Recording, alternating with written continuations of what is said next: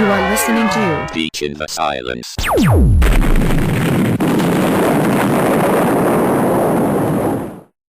Do what thou wilt shall be the whole of the law. This is David Shoemaker, and I'd like to welcome you to Living Thelema. This month's segment is going to be on the Star Sapphire. I thought I'd break it down to the basics once again and cover one of the foundational rituals of Thelema. Now, the Star Sapphire, as you may know, is a Class D publication. It was first published in the Book of Lies as Chapter 36 of the Book of Lies. And for those of you who don't know, the number 36 is, of course, 6 times 6, and 6 is a number that is sacred to the sun. The formula of the hexagram relates to Tefereth and the sphere of the sun, so it's fitting that we'd have 6 as a key number of the book. Crowley comments in the Book of Lies that this is the, quote, real and perfect ritual of the hexagram.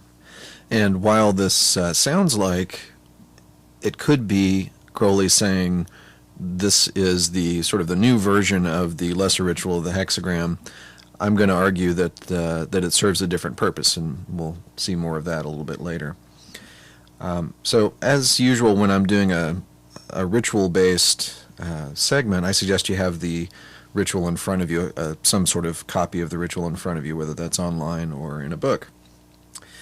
So as I was saying, I think in spite of what we might interpret, how we might interpret Crowley's description of this as the real and perfect ritual of the hexagram, I really don't see it as a replacement for the lesser ritual of the hexagram, and this is for several reasons. First of all, there's no banishing form. Second of all, the format and formula of the ritual is not really designed to be customized to specific planetary or zodiacal workings, and that is one of the important functions of the lesser ritual, or of the basic ritual of the hexagram that you would be familiar with from Liber O, whether lesser or greater. So you can't really adapt the Star Sapphire to fit within a specific working in terms of it being itself a specific invocation or banishing. Finally, and most importantly, I think the formula of the ritual, its purpose, and its effect is really much more exalted than merely a daily ritual like the lesser ritual of the hexagram, or the specific nature of a greater ritual of the hexagram. This is something bigger, something more important, in my view, and we'll go into detail on that. Now, there have been sexual interpretations of this ritual, and these are certainly valid and worthy of exploration, but today we're going to focus on non-sexual readings of this text and explore what this might mean more on a mystical side, and of course, as usual, a practical side. Some magicians have advanced the theory that the ritual is in effect an invocation of the Holy Guardian Angel. And there are a number of pieces of evidence that this is the case, in my view, from the construction of the ritual as well as its effects. And I concur with this interpretation, that this ritual, the Star Sapphire, is designed to exalt the consciousness of the magician to the extent the magician is capable at that stage of development, unite them in consciousness with the Holy Guardian Angel. A magician who has already achieved knowledge and conversation will have very likely much more pronounced effects from doing this ritual. In fact, in my view, it's almost like a short-form version of Liber Samec. So a magician post-knowledge and conversation could use the Star Sapphire as kind of I don't want to demean it, but sort of like a Cliff's Notes version of Liber Samec as a daily kind of communion with the angel. And we'll look at some similarities to Liber Samec and some specifics in just a minute. Another piece of evidence that this ritual is something more, than a simple daily ritual is you see some themes here that connect with the HGA experience, like the theme of the union of opposites, or the theme of uniting a multiplicity of things into one thing, the unity idea. And The union of adept and angel is a union of opposites after a fashion. The way that with knowledge and conversation we unify all the threads of our being into one in many senses. All the voices inside that compete for our attention and our energy are united in the one voice of the HGA. So with those preliminaries in mind, let's start walking through the ritual. Got your copy handy, I assume? We begin. Let the adept be armed with his magic rood and provided with his mystic rose. So, again, we're interpreting all of these things mostly from a mystical standpoint. I'll throw in some practical tips along the way. What we're saying here on a mystical level is the magician is armed with his own life force, his aspiration to the HGA, the rod of force that is his true wand. And the object of desire, the mystic rose, the holy guardian angel, is ever present, therefore provided.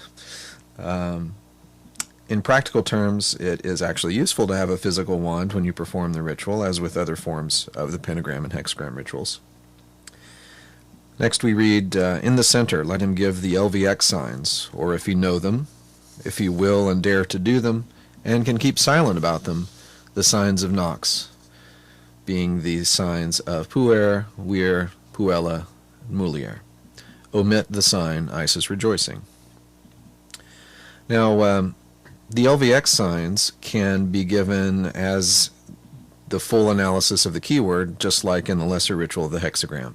Now, in the Living Thelema book, there is an alternate version of the analysis that removes the focus on the dying god formula, so you might want to check that out if you'd like a sort of a more thelemically appropriate, I would offer a version of the hexagram formula. In any case, you can give the LVX signs according to the analysis.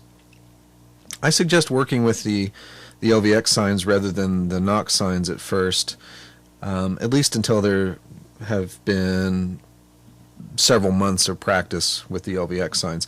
The Nox signs are, in my view, more appropriate to someone who has already passed the grade of Adeptus Minor and has set his sights on the supernal night of Pan that awaits beyond the abyss. That's fitting for the Nox formula. While the LVX signs are referred to the grade of Adeptus Minor, the Nox signs, as you may recall, correspond to the AA grades of Adeptus Major, Adeptus Exemptus, Babe of the Abyss, and Magister Templi. And it is the Magister Templi sign of Isis rejoicing that is omitted here, according to Crowley. So LVX kind of gets you to Tefereth, NOX gets you from Tefereth to Binah, across the abyss.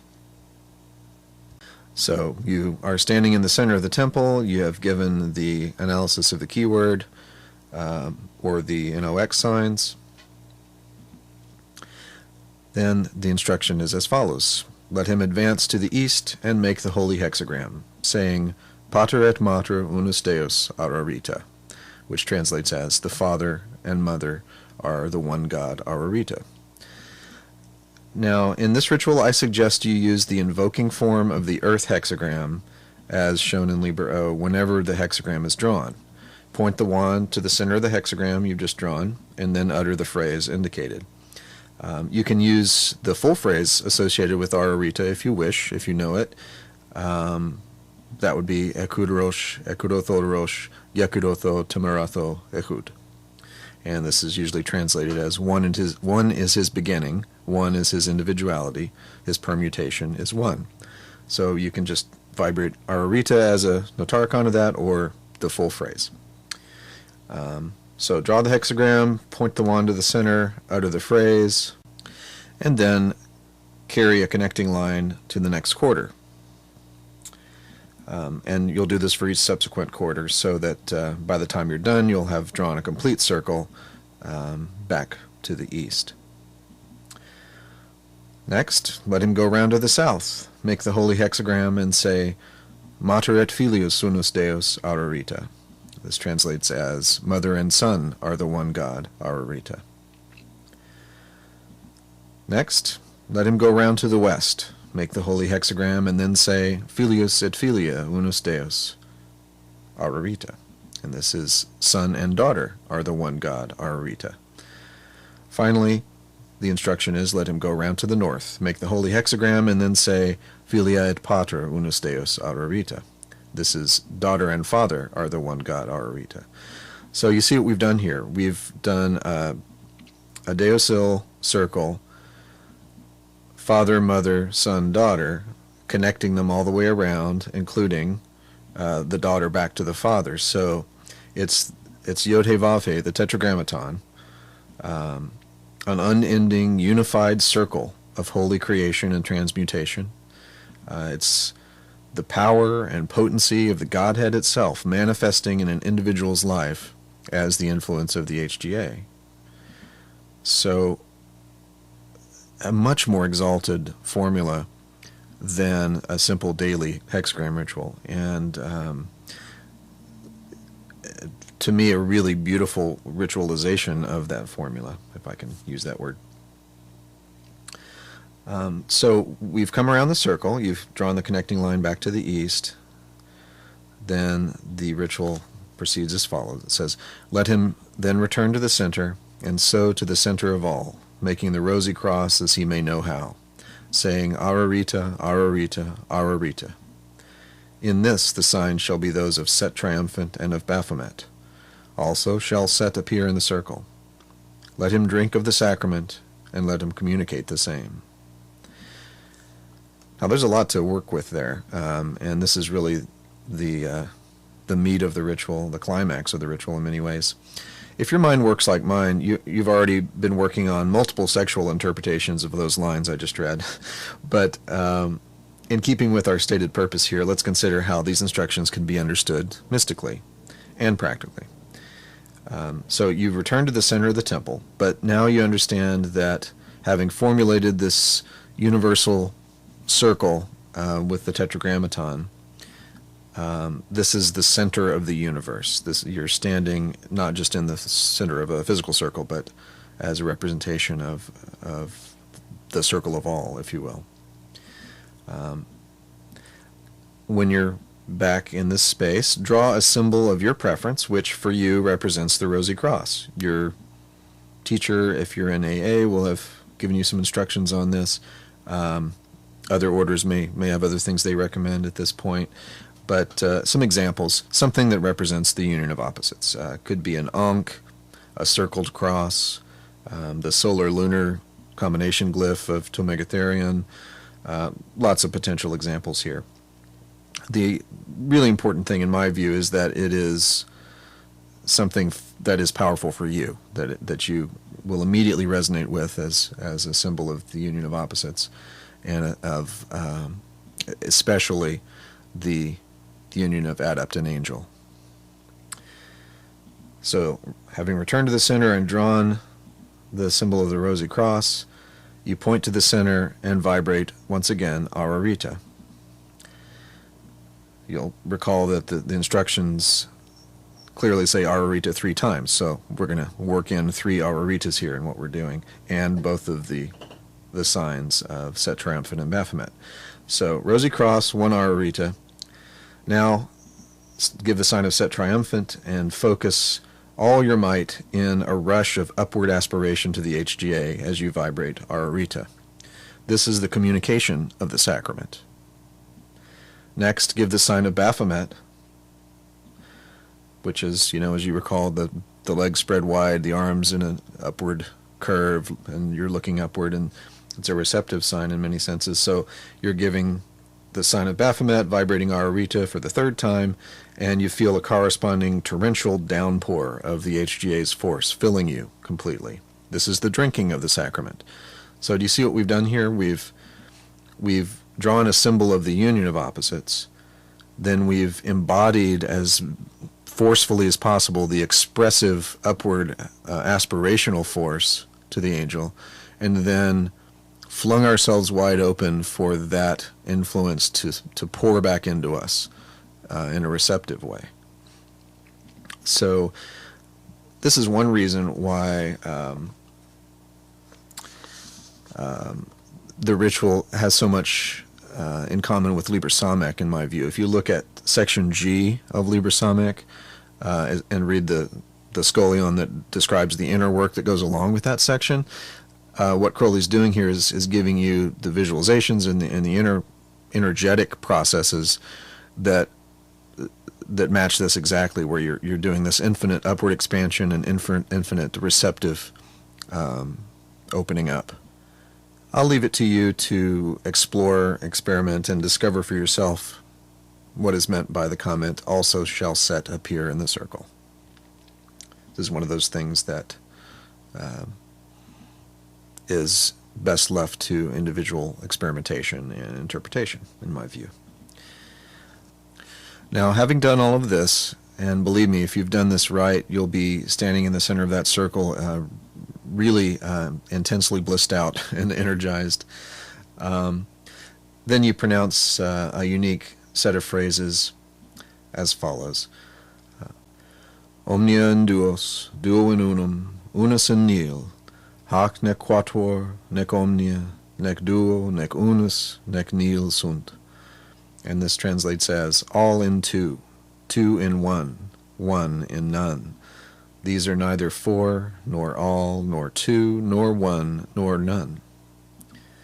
So once again, with this phrase, we affirm the unity of all, in spite of its apparently multifold manifestations. Everything is collapsing into one. In fact, we affirm that everything is one.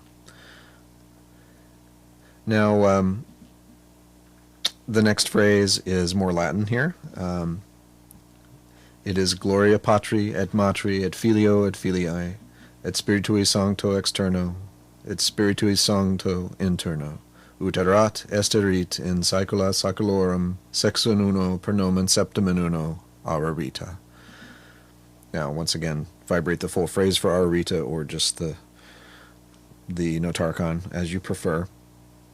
The translation of this is, Glory be to the Father, and the Mother, and the Son, and the Daughter, and the Holy Spirit without, and the Holy Spirit within, as it was, is, will be, for ages and ages, 6 in 1, through the name 7 in 1, Ararita.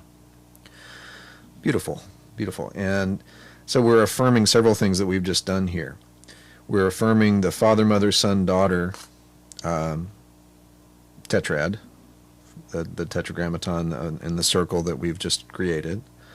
We're affirming, one way of thinking of this Holy Spirit duality is the Holy Spirit without is that infinite uprush, the Holy Spirit within is that infinite receptivity, and the 6 in 1, you've got the hexagram having 6 points and one center. And the name Ararita itself, 7 letters, and 1 truth. Then let him repeat the signs of LVX, but not the signs of NOX, for it is not he that shall arise in the sign of Isis rejoicing. So, a peculiar phrasing there, and certainly something else worthy of your exploration and experimentation. The implication: someone or something else arises in the sign of Isis rejoicing. What might that be? What transformation has been accomplished in the magician or in the space or in the universe that is sealed and signified by the sign of Isis rejoicing? I encourage you to try it out and come to your own conclusions about that. So that's our walkthrough of the ritual. I hope this has been useful for you, and as always, especially in a practical way where you might be encouraged to go try this if you haven't, and think about it differently if you have been doing it and want to refresh your practice. As always, I'd love to get your questions and comments at david@livingthelema.com. Visit the website at livingthelema.com for resources. The Living Thelema book is now available in all formats via the About the Book page at livingthelema.com. So thank you very much for listening, for your support, and I look forward to talking to you next time. Love is the law, love under will.